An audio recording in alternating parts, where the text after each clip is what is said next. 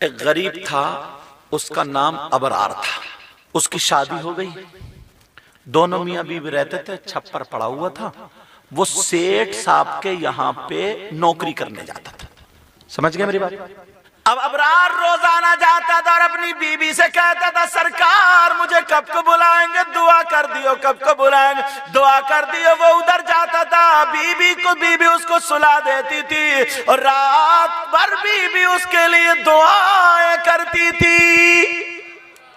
ऐ अल्लाह मेरे शौहर को बुला। बीबी हो तो ऐसी हो, और बाज बीबी तो कोसती है, कोस कहती है अल्लाह या तो मैं ही इन्हीं का मुंह ना देखूं या यही मेरा मुंह ना देखे। मतलब या तो यही फिनिश या फिर आई एम फिनिश, यही तो मतलब। लेकिन वो बीवी दुआ कर रही थी, क्या कर रही? अल्लाह मेरे शौहर को मदीने बुला ला, मेरे शौहर को मदीने बुला ला, आका मदीने बुला लो, आका मदीने बुला लो मेरे, अपने लिए नहीं शौहर के लिए। रात भर दुआएं कर रही हो।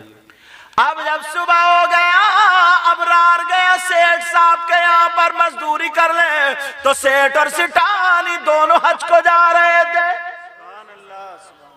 इसके दिल में तमन्ना आई, आरजू आई, मगर इसने सोचा मैं गरीब हूं, टूटा फूटा मकान है, एक रुपया भी नहीं, चवन मैं तो जा ही नहीं सकता, मेरी किस्मत में तो है ही नहीं। इन्होंने सोचा था ये कहाँ के रहने वाले, उधर मुरादाबाद के, सोचा था नहीं सोचा था, मगर यार तुम सबब बने, तुमने इकट्ठा किया कि लो हजरत इमाम साहब को बुला, हमारी तरफ से जाओ। यार सरकार कैसे बुलाते, बोले है कि मगर तुम भी हजरत इनको भूलियो मत। सही बात। और अल्लाह के रसूल तो सब जानते ना। अल्लाह समद। अब वो रोने लगा, आंखों में आंसू आ गए, मैं तो गरीब हूं, रुपया भी नहीं, पैसा भी नहीं, मैं हज को नहीं जा सकता। जब शाम को घर आया तो रोता हुआ गया। जैसे ही बीबी ने देखा, सलाम तो किया इसने, सलाम वालेकुम, मगर बीबी को देख के रो पड़ा। बीबी कहने लगी मेरे सरताज क्या हुआ, जरा बताओ तो बताओ। कहने लगा मेरी दीवारें टूटी पड़ी है, मकान भी अच्छा, मैं हज को जा ही नहीं सकता, मेरा सेठ जा रहा, मैं नहीं जा सकता, मुझे सरकार कैसे बुलाए। बीबी ने तसल्ली दी, पानी पिलाया। मेरी बहनें सुन ले अपने शौहरों के साथ कैसे हुस्न सुलूक के साथ रहे। उसने पानी पिलाया और कहा मेरे सरताज, कोई रुपये की बिना पर, दौलत की बिना पे थोड़ी जाता है, सरकार जिसको बुलाते हैं वही जाता है। उनके तुफैल हज भी खुदा ने करा दिए। धक्का नहीं लगाऊंगा मैं, खुद ही बोलो। उनके तुफैल हज भी खुदा ने करा दिए, और असले मुराद हाजिरी उस पाक दर की है।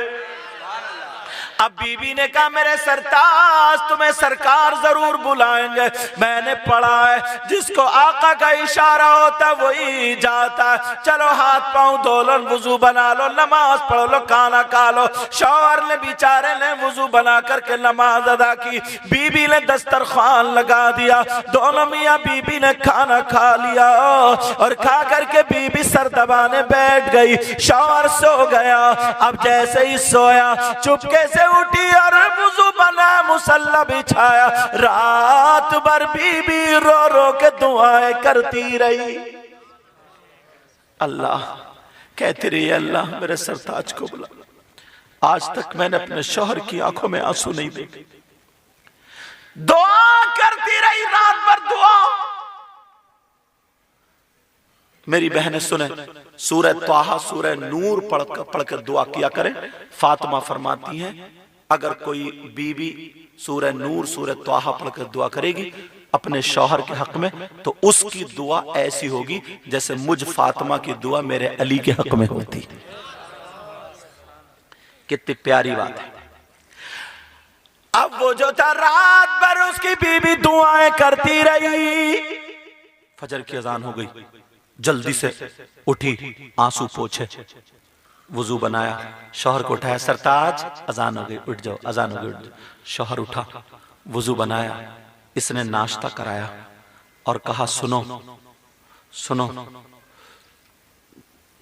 रोना मत, अल्लाह ताला जरूर बुलाएगा। शौहर गया काम पे, बीबी दरवाजे पे खड़ी हुई देखती रही, कहती रही अल्लाह तू लाज रख लेना, मेरे मौला लाज रख लेना। इधर बीबी की रात की दुआ कबूल हो गई, उधर सेठ और सेठानी में मशवरा हुआ कि ऐसा करो, हमें मजदूर की तो जरूरत है, लगेज ज्यादा, सामान ज्यादा, अबरार को ले लो ना। अबरार देखा भला, इसी को ले लो। देखो कहां से रास्ता बना यार, ये कहां से कहां पढ़ाने आए और सरकार ने तुम्हारे जरिए कैसे बुलाया। ये बड़ी बात है, समझे, बड़ी बात है। वरना तो तुम जैसों के पास ना जाने कित्तों के पास दौलतें हैं, रुपये हैं, पैसे, कोई किसी को भेज रहा। असली रुपया, असली पैसा यही होता है जो सरकार की मोहब्बत में परवान चढ़ जाए। बोलो यही होता है ना। अब ये शौहर चला गया, बीबी ने रात में खाना भी नहीं खाया था। बीबी बेचारी खड़ी रही दरवाजे पे, दुआएं करती रही, शौहर चला गया। अब बीबी ने नाश्ता नहीं किया, सुबह कमजोर थी थोड़ी, उसने कुरान शरीफ खोला, सूरह नूर, सूरह तौहा पढ़ी और रो रो करके दुआएं करने लगी। कुरान शरीफ खुला, खड़े होकर के दुआ कर रही है, दिल पे ले गई, रोई, इतना रोई, इतना रोई, लड़की की आंखों के नीचे अंधेरा आया, चक्कर आया, गिर गई, सर फटा, बेहोश हो गई। अब बेचारी बीबी रात, वो दिन भर बेहोश पड़ी है। कोई इतना भी नहीं है कि आधा चम्मच पानी पिला दे, कोई इतना भी नहीं है कुरान शरीफ खोल के रख दे। 7 साल शादी को हो गए, कोई बच्चा भी नहीं था, कोई बच्चा भी नहीं। 7 साल हो गए, कोई बच्चा नहीं। बेचारी पड़ी, उसके सर से कभी दुपट्टा नहीं उतरा। अब गिरी तो दुपट्टा कहीं है, कपड़े कहीं, किस हाल में गिरेगी क्या जाने, अल्लाह बेहतर जाने। उधर शौहर जैसे ही घर पहुंचा, सेठ कहने लगे अबरार इधर आओ। जी अबरार, तुम्हें भी हज को जाना, तुम्हें भी चलना, तैयारी कर लो। अबरार कहने लगा सेठ जी, साहब जी, मैं गरीब हूं, मेरे जेब में चवन्नी भी नहीं है, मुझसे मजाक मत करना, मेरा दिल दुख रहा, मेरी बीबी ने रात भर सर दबाया मेरा और मुझे समझा के भेजा, रोना मत, सेठ जी माफ मत। जब इसकी आंखों में आंसू आए, सेठ चुप का, अबरार तुम जाओ अंदर जाके पूछो सेठानी से। जब अंदर गया, सेठानी ने कहा हाँ अबरार बात सही है, तुम्हारा खर्चा हम उठाएंगे, तुम चलोगे तुम्हारा खर्चा हम उठाएंगे, तुम्हें भी मदीने जाना है, मक्के जाना है। जब इतना कहा तो उसे अपनी बीबी याद आ गई और कहने लगा मेरी बीबी ने कहा था, फिर रुपये की बदौलत नहीं, पैसे की बदौलत नहीं, हज को वो ही जाता है या मदीने को वो ही जाता है जिसको सरकार बुलाया करते हैं। अल्लाह समझ। मगर क्या पता था कि उसकी बीबी बेचारी सर फटा हुआ बेहोश पड़ी है, सुबह से दोपहर हो गया, कोई पूछने वाला भी नहीं है, अल्लाह अल्लाह गरीब है, कोई बच्चा भी नहीं है, उसने कुछ खाया भी नहीं, बेहोश पड़ी थी, कुरान खुला हुआ था, मगर कोई हो ना हो, अल्लाह की रहमत के फरिश्ते उसका पहरा दे रहे हैं। जब दोपहर का टाइम गुजर गया, सेठानी ने छुट्टी कर दी, जाओ अबरार, अबरार जाओ, तुम भी तैयारी कर लो। अब ये खुशी के मारे ठिकाना नहीं, कूदता हुआ आया, घर में दाखिल हुआ, आवाज देने लगा, ओ कनीज़े फातिमा किधर हो, तुम्हारी दुआएं कबूल हो गई।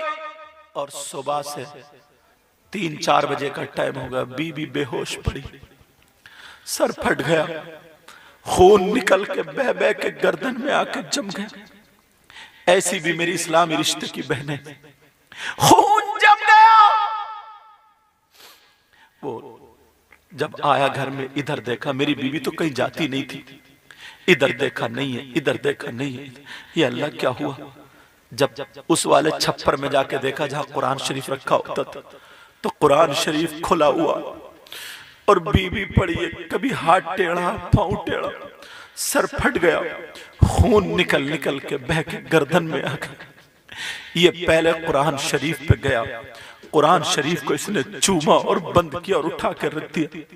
फिर अपनी बीबी को उठाया, हाथ पांव उसके संभाले, उसका दुपट्टा सर पे रखा, कहा कनीज तुम्हारा सर से दुपट्टा नहीं उतरता था, और अपनी बीबी को गोद में लेकर रोने लगा।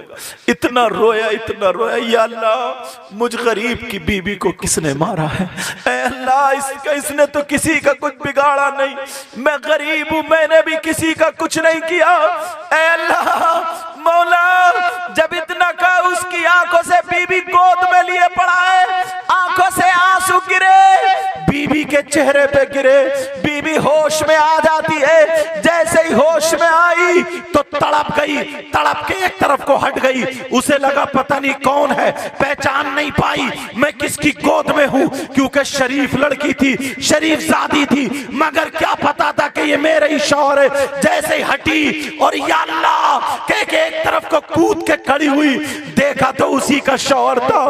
फिर दोबारा अपने शौहर को चिपट गई और चिपट के गले में हाथ डाल के इतना रोई, इतना रोई, इतना रोई, शौहर भी रोने लगा, बीवी भी रोने लगी। और दोनों जब रोए तो फिर बीवी कहने लगी, मेरे सरताज बताओ तुम क्यों रो रहे हो, तुम इतनी जल्दी क्यों आ गए? कहीं तुम्हें सेठ ने नौकरी से तो नहीं निकाल दिया, कहीं तुम्हें हटा तो नहीं दिया, कहीं तुम्हें भगा तो नहीं दिया, कहीं तुम रोने लगे हो, तुम्हें काम से हटा तो नहीं दिया?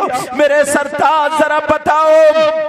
वो शौहर कहने लगा, ओ मेरी बीबी मैं बाद में बताऊंगा, पहले ये बताओ तुम्हें मारा किसने है, ये बताओ तुम्हारा सर कैसे फटा, ये बताओ तुम्हें तकलीफ किसने दी है? कसम खा के कहता हूँ अल्लाह रब्बुल इज्जत की, जहाँ तुम्हारा पसीना टपकेगा वहां मैं अपना खून लगा दूंगा।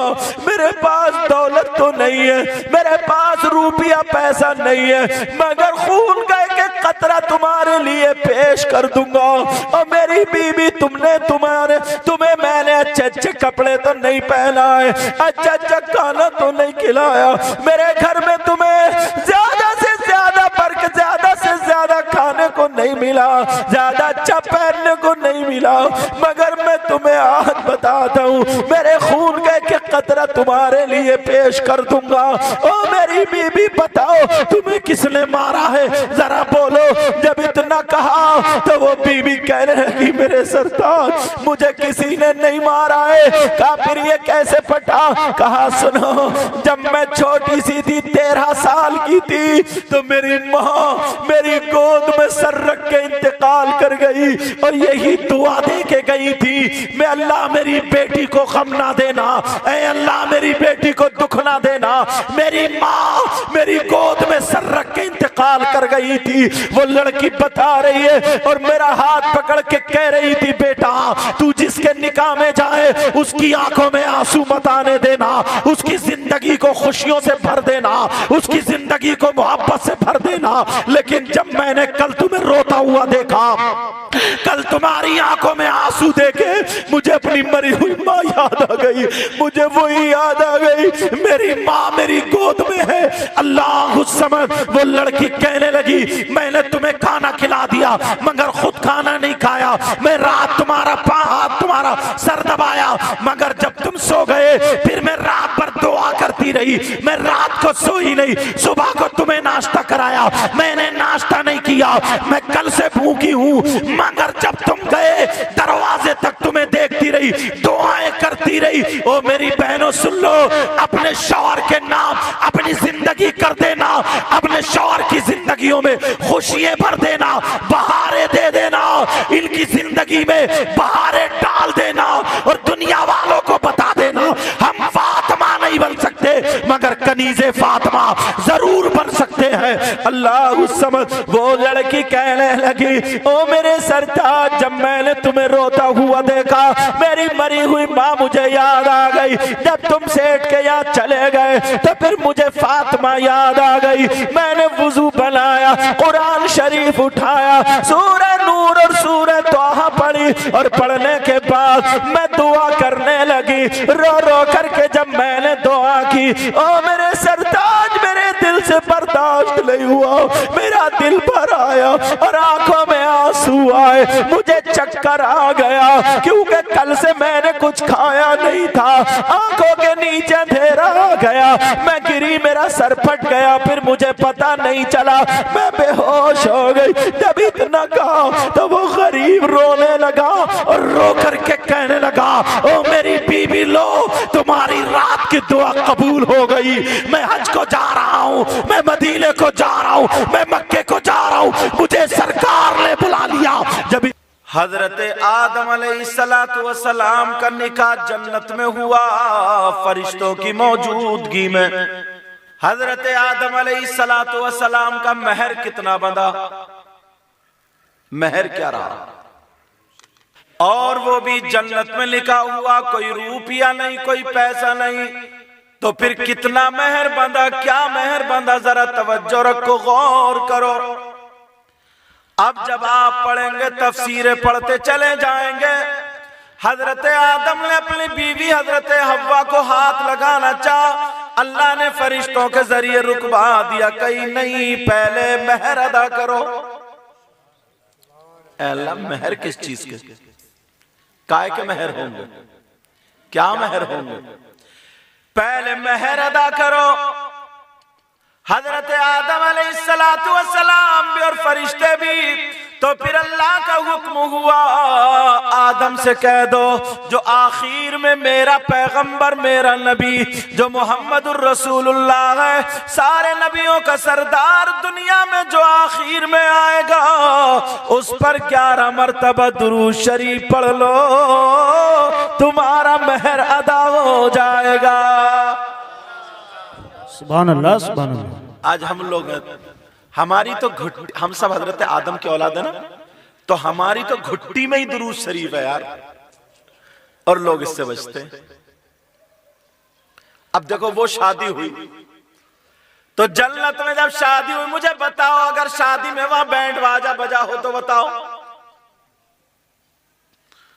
और अपने यहाँ बाज जगह पर शादियों में बैंड बाजा बजता, मुझे यहां का तो पता नहीं, हमारे इलाके में तो बजता है। औरतें कई कई दिन से ढोल बजाती हैं, आतिशबाजियां छोड़ी जाती हैं, शरीयत के खिलाफ काम किए जाते हैं। सबसे पहला निकाह हुआ तो उसके महर भी दुरूद शरीफ थे, वहां पर अल्लाह का जिक्र है, रसूलुल्लाह का जिक्र है। तो हमें भी यही चाहिए, हमारे बच्चों का निकाह हो या बच्ची का निकाह हो, तो अल्लाह और रसूल के जिक्र के साथ हो। उनके निसार कोई कैसे ही रंज में हो, कहिए या रसूल अल्लाह। उनके निसार कोई कैसे ही रंज में हो, जब याद आ गए हैं सब गम भुला दिए हैं। एक हदीस और पढ़ूं, तवज्जो ना, निकाह से ही थोड़ा सा। आका फरमाते, अन्निकाहु मिन सुन्नती, निकाह मेरी सुन्नत है। निकाह किसकी सुन्नत है बोलो? रसूल पाक सल्लल्लाहु अलैहि वसल्लम। और जो सुन्नत पे अमल करता है, वो अमल करना क्या है? इबादत है। क्या है बोलो? तो निकाह करना, ये सुन्नत के साथ करना, ये इबादत। बोलो इबादत हुआ नहीं? तो अब मुझे ये बताओ, हम और आप इस्लाम वाले हैं, ईमान वाले। कौन सी ऐसी इबादत है जो ढोल के साथ होगी? कौन सी ऐसी इबादत है जो बैंड बाजे के साथ होगी? कौन सी ऐसी इबादत है जो शरीयत के खिलाफ होगी? हमारी सारी इबादतें बुरी और शैतानी रस्मों से हट बच करके होंगी इंशाअल्लाह। बोलो इंशाअल्लाह। मगर लोग कहां देखते हैं? ये शादी का मौका, इस पर तवज्जो रखना। अब हुआ निकाह, थोड़ी सी और तवज्जो रखो। निकाह, लोग निकाह के बाद नजरिया बदल लेते हैं। नजरिया क्या करते हैं? बदल लेते हैं। बदलने का मतलब यह होता है, अगर उसकी शादी हो गई तो अब ये समझता है, बीवी ये समझती है, सब कुछ मेरे शौहर का, सब मेरा ही है, सब कुछ मेरे ही है। ये अपनी मां को ना देखे, ये अपने बाप को ना देखे, ये अपने भाइयों को ना देखे, ये अपनी बहनों को ना देखे, ये अपने रिश्तेदारों को ना देखे। ये बीवी का नजरिया हो जाता है। और बाज नौजवान का भी नजरिया हो जाता। मगर इस्लाम का नजरिया क्या? ये सुनो, इस्लाम ने क्या पैगाम दिया। जितने मर्द हैं वो सुन ले, इस्लाम का नजरिया ये है, उसका भाई बहन, मां बाप, चचा ताऊ, खालू मामू फूफा, बीबी बेटा बेटी, इन तमाम में सबसे ज्यादा हक किसका है? इस्लाम से ही पूछो। बेटे बच्ची बात मत करो, मेरा चांद बात मत। सबसे ज्यादा इस्लाम में किसका हक है? ढूंढो, तलाशो। पूरी दुनिया के मौलवियों से पूछ लो, पूरी दुनिया के मुफ्तियों से पूछ लो, चाहे कोई भी आलिम हो, किसी भी मसलक का आलिम हो, कहीं का रहने वाला हो, इस बात को गलत साबित नहीं कर सकता। मर्दों पर बेटी से ज्यादा, बेटे से ज्यादा, बीबी से ज्यादा, भाई से ज्यादा, बहन से ज्यादा, सबसे ज्यादा मर्दों पर हक उसकी माँ और बाप का है। सुभान अल्लाह, सुभान अल्लाह। किसका है बोलो?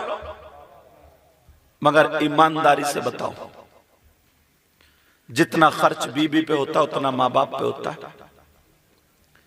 जितना इधर देखते उतना उधर देखते। इस्लाम कहता सबसे ज्यादा हक माँ बाप का। इसलिए तुम्हें अल्लाह ने पैदा किया है, मगर वास्ता कौन बनाया? माँ बाप। जरिया कौन बनाया? माँ बाप। तुम पहाड़ पे पैदा नहीं हुए, आसमान से नहीं टपके। तुम्हारे माँ बाप को अल्लाह ताला ने जरिया बनाया, इसलिए तुम डॉक्टर बन सकते हो, वकील बन सकते हो, सब कुछ बन सकते हो, मगर अपने बाप के बाप हरगिज नहीं बन सकते। चाहे वो कोई भी हो, कहीं का भी हो, चाहे कोई आलिम हो, कोई मुफ्ती हो।